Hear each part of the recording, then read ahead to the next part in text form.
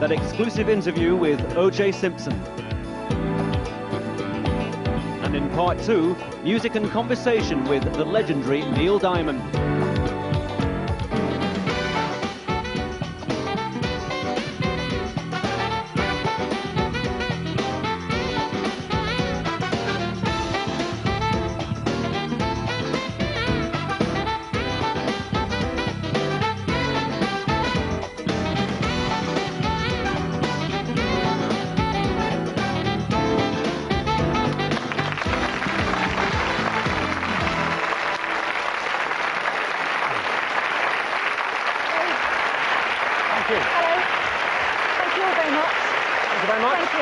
Good evening.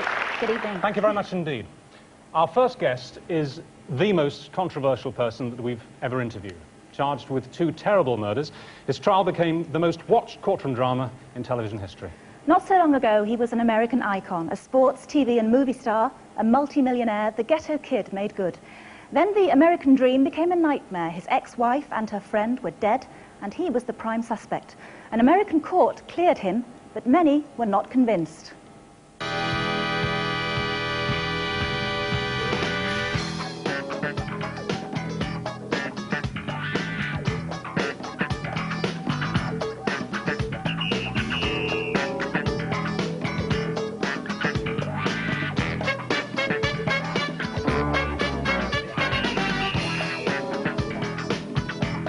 The Los Angeles Police Department is actively searching for Mr. Simpson. Could not have committed this crime.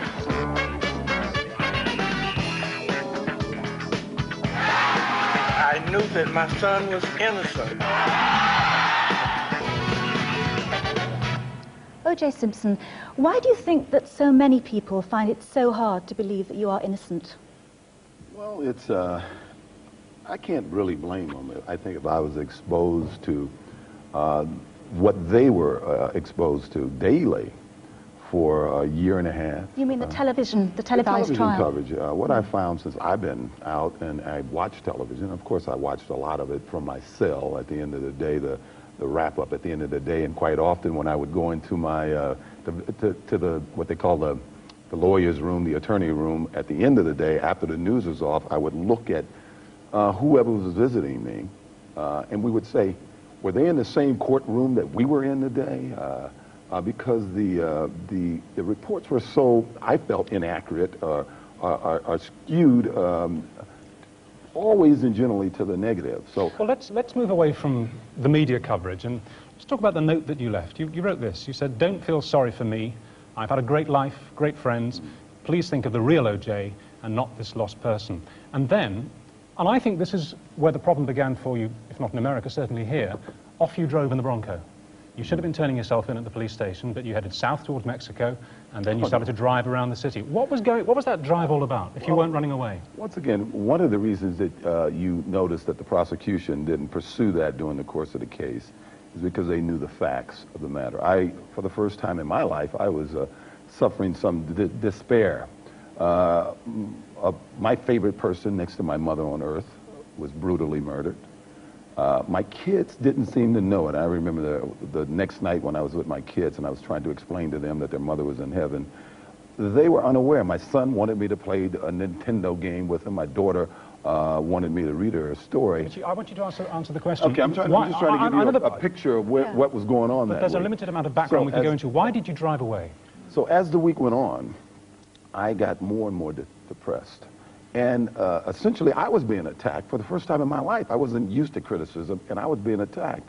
And I was hurting. I was in a lot of pain, and I just wanted the pain to stop. So that morning, when I was told that I was going to be arrested, I just asked a friend of mine at one point. I turned to Al Collins. I said, "Take me to Nicole's grave," because I had no memory of the funeral because they had me on medication and all the things that were going on. He drove me. He said, "Come on," being the friend that he is. He drove me to her grave. When we got there, the police had it cordoned off, so we couldn't get in. Let me just finish this. So it was cordoned off. We waited a bit. We couldn't get in, and at one point he got out of the car. I got out of the seat and got in the back of the car, and when he came back, he saw that I had a gun, and he said, "I'm taking you home, O.J. I'm taking you home. And I said, take me to my mother. We were on our way back home. He called the LAPD as we were on our way back up the freeway. And at some point, 20 miles north of the grave, heading back to LA, we were spotted by LAPD and they followed us. So they know we weren't going to Mexico. Was that note, OJ, was it a suicide note? Was it your intention to kill yourself? I didn't know what I wanted to do. I just wanted the pain to stop. Why did you have a gun? Because I wanted the pain to stop. Well, you mean I left my house earlier in the week with the gun. Yeah. One, I had heard, the only thing I knew, see, I never knew how they were murdered or anything throughout the week. All I knew is that they were murdered, that somebody had been at my house. Yes, it appeared as if someone was at my house. We'll get on to that. But talking about the chase, why did you have this bag with a passport and clothes and cash, a lot of cash, and it's been reported a false beard? Well, first of all, I had no cash. You know, when this case was over, I asked the LAPD when they were giving me my things back, where's this $10,000? Because all they gave me was $3.60-something. I said, well, wait a minute. I've read all these reports that I had $10,000. Give me my money, right? Well, did of you course, or I didn't didn't you? have $10,000. Are you saying that you knew that you didn't have $10,000 and this was a joke with the LAPD? No, I had $3.63. That's what they gave me back. Right. Earlier in the day, when I knew I was going to be arrested, I had just been on the road, and I always keep cash. I had given my buddy Al $7,000 or $8,000 in cash and some checks and told him to give it to my two older kids because I felt, because I was arrested, they wouldn't want to work. Okay. You know, they would need some cash. As far as the passport, I carry a bag. Maybe you do the same thing. My passport is always in this bag. When I came back from Chicago, LAPD, Van Adder testified that I told him he could look at my bag. I didn't tell him that. That was a lie. But I would have told him to look at my bag with no problem. It was in there then. So you're saying you didn't have the cash, you didn't have a bag packed for flight, and basically you were freaking out and on the edge of suicide. You were not running away from the police. That's what you're saying. And the prosecution knew that. That's why they didn't bring it up during the case. Okay. Now, let's talk about some of the other reasons, the evidential reasons why some people find it hard to get their heads around the fact that you're innocent. What about this business of the blood, your blood, which was found not only at the murder site, but also in the grounds and garden of your own house? Well, I don't find it unusual if something was found around my own home. I'm very suspect as to whose blood that was. I think a lot of people, the press totally overlooked the fact that when Mazzola, who collected the blood, after they lied and said Fong had collected it, when she collected the blood at the Bundy scene where the murders were taken, she testified she processed that blood and she put her initials on each one of the bindles. They laid that blood out for it to dry, which normally takes 2 or 3 hours to dry. They laid it out for roughly 8 or 9 hours. Later on, when those blood drops went to the various labs, Cellmark and the Justice Department to be tested, Mazzola's initials were no longer on the bindles. Now, the prosecution then brought her back and tried to convince her that maybe she didn't put her initials on the bindle when she had testified twice under oath. So my thing is, I don't believe that those were the same blood drops that were sent to Cellmark. Are you saying that the police planted them? I don't know who did what. I don't know what they did. I've made no accusation. All I know is nobody has explained that to us. And nobody explained why those bindles had wet transfers. Barry Scheck did an excellent job But the implication is, if you're right and the LAPD department were wrong, it's either a gigantic cock-up or, frankly, it's a frame-up. Somebody's framed you, and if so, why don't you sue? Well, once again, I got to get through this. A whole lot of people are going to be sued when I finish with this. You know, I have, especially against some of the tabloids, but when you look at this case, the only people we know who lied on the stand under oath, we know for a fact Van Adder lied. Judge Ito said he had a reckless disregard for the truth. We know for a fact Fung lied. He was caught right on the stand lying. But if we know Furman lied. Okay, but yes, indeed, Furman was shamed to be a liar. But these people that were a part of this first day on the scene and the collection of the evidence. Those are the people we know lied on this stand. My question is why? But okay, and the question that many people sitting here tonight and watching this interview is, why didn't you're here being vociferous in your defense? Yeah. Why not take the stand? Why not get into court and answer these questions? Well, I wanted to. I wanted to because I was concerned about some of the other accusations they were making that had absolutely nothing to do with this crime. Like the knife. But about my personal, the knife. You notice they never mentioned a knife ever again because they knew they were totally wrong. They would have put it to you if you'd taken the stand. This is the story that a few weeks before the killings, you bought a very large knife. Yes. This was testified to in court by the clerk who sold you the knife. Yes. And it's been suggested, we're worried you'd be asked questions about where the knife was because it's never turned up. It's vanished. But they never asked for it. It has turned up. Everybody knows where the knife was in the envelope. was in the envelope, that the police, once they knew it was in the envelope, you notice they never mentioned the knife ever again, because the knife was in my home. Why did you buy it? Because it was a knife. Why do I buy? I own 6 or 7 guns that I've never shot. Why did I buy it? I was shooting a film. Actually, I was shooting a film, and we were shooting literally in a knife store. So you're sitting there for 8 hours. Virtually every member of the crew bought something from that store. Knives and other things. But OJ, why didn't you take the stand? If you've got all this full defense of yourself, why not? All right. We had reached a point in the trial where I had fully intended to take the stand. Right. Some of my lawyers thought you shouldn't take the stand. I mean, not me, that no defendant. They said they can make Mother Teresa, quote unquote, look insensitive, a good prosecutor. But I still said I'm definitely going to take the stand, no matter what. We reached the point in August when Judge Ito brought in both sides and said, we got a problem. We're losing the jury. We've already lost, I think, 9 people at that point. We're down to 3 alternate jurors, and we would lose another one within weeks. If we went under 12 jurors, the prosecution said that they wouldn't continue the case, which meant the case would end. We'd have to retry and start all over again. Okay. All of my lawyers, let me finish this. All of my lawyers told me that Johnny Cochran said it would be 3 years before he could, 2 years rather, before he could come back to the case. So you're saying it was a calculated risk in order to preserve the ending of the trial. Okay. Yes, right. Otherwise I'd be in jail for 3 more years waiting for another trial. We have so much more to talk to you about, and we haven't really discussed Nicole.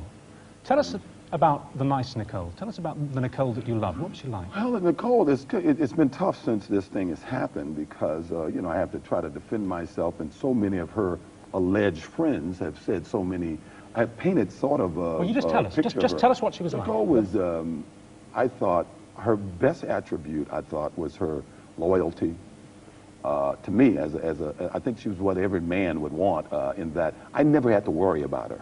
You know, I never was concerned. I keep hearing I was a jealous person. I never had any reason to be jealous of Nicole. She was a tremendous mother. I mean, as a mother, she's what I think every kid should have, and that's the toughest part about all of this, is that my kids are going to miss out on that. Well, obviously, but in fact, you say you never had to be jealous of Nicole, but in fact, there's rumours about you, in fact, is that you were a very jealous husband, a very jealous man, and that you beat her and up. that you were violent towards her. On New Year's of 1989, Nicole and I came home from a party and got into an argument, and it got physical. Now, I took full responsibility for that. In my efforts to remove her from my bedroom, I got very physical. What about the 911 calls that were played to the court? What about, because that's what people remember. No other violence, nothing physical took place on any one of those other 911 calls. The only one you really heard was 93, and there was nothing physical took place on it. Nobody ever said that. She said she was frightened you were going to kill her. No, she didn't say that. She did say it on one of the tapes. No, she did not say that. She said he's going to kill me. No, she did not say that. If you listen to the tape, what you did was what most of America did. They listened to a piece of the tape. Now, you listened to the entire tape, and then there was a surreptitiously taped tape that came, because when the police officers came, they surreptitiously taped the conversation with her and I. So in that conversation, she admitted that she was not afraid. But if she must have felt afraid to call 911, mustn't she? People call 911 for different reasons. Well, why did she I think call it was a control issue at that time. She had, and she admitted in this tape, I had gone home because I didn't want to argue. She had called me on the phone, and reminded me that I said that I wouldn't do this again, walk off. Then why before she died? And asked me to come back so that we can argue this out. Then why before she died, OJ, did she leave photographs in a safety deposit box, which was discovered after her death, and photographs showing grievous bodily harm to her face, and also a note in which she said, "I want the world to know," and I'm paraphrasing, "I want the world to know." Yes, but I want the world to know that this is what he did to me in case I die. Why did she leave that evidence in a safety deposit box? First of all, you're absolutely wrong. In 1989, she went to the police station. They took some Polaroid pictures. The police said, those were the Polaroid pictures you saw in her safety deposit box. She came home, put them in her safety deposit box. With a note? Was no note with those pictures. None at all. You're saying that is inaccurate information. There was no note with those pictures. Those were just the pictures that she took, and she put them in there because obviously she didn't want the kids to see them. Do you regard yourself as a violent man? The press wrote time and time again that I was this violent person. That is the only incident of anything physical that ever happened between Nicole and I. They investigated me. I was the most thoroughly investigated person ever. They spoke to every person I've ever been involved with, And not one person has ever said that they ever saw me become violent or physical. Briefly. One person. I've been in some relationships. What kind of person, then, do you think would have killed Nicole and Ron Brown in that way? Would have actually almost taken her head off her neck? Ron Goldman, I should say. You know, I obviously would be speculating. I feel that, with no doubt, that the answers to Nicole's murders lies in the world of Faye Resnick. We have information that in the past in her life, things such as this happened. Could you explain that for those people in the audience? Faye Resnick was a friend of Nicole that she met after we had split, and was a friend of hers during the time that the year we were back together. And Faye was a girl that her fiance kicked her out the week before these murders because of drug use.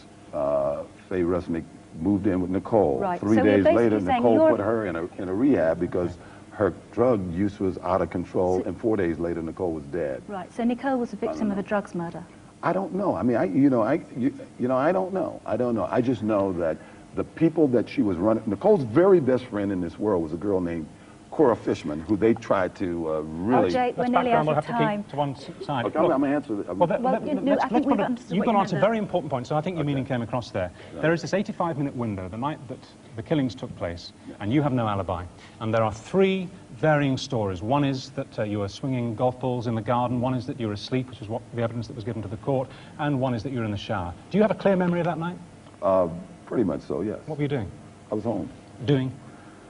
I actually came home and started reading when I got back from the burgers. And, you know, I say all of this. I had a videotape where I was interviewed, and I explained, not only explained, but I actually showed people what I did. Of course, the people in America are trying to keep people from seeing that, but the media is trying to keep people from seeing that. But in any event, and then I started slowly packing. You have Everyone a clear said memory. I was playing golf. I You're wasn't playing playing golf. I hit a couple of loose balls away when I was getting balls for my trip. Okay. All right. I'm afraid that's all we have time for now. O.J. Simpson, thank you very much. Okay, we're going to take a short break here, but when we return, Judy and I will be talking eventually to Neil Diamond. That's in just a couple of minutes. See you then. Stay with us.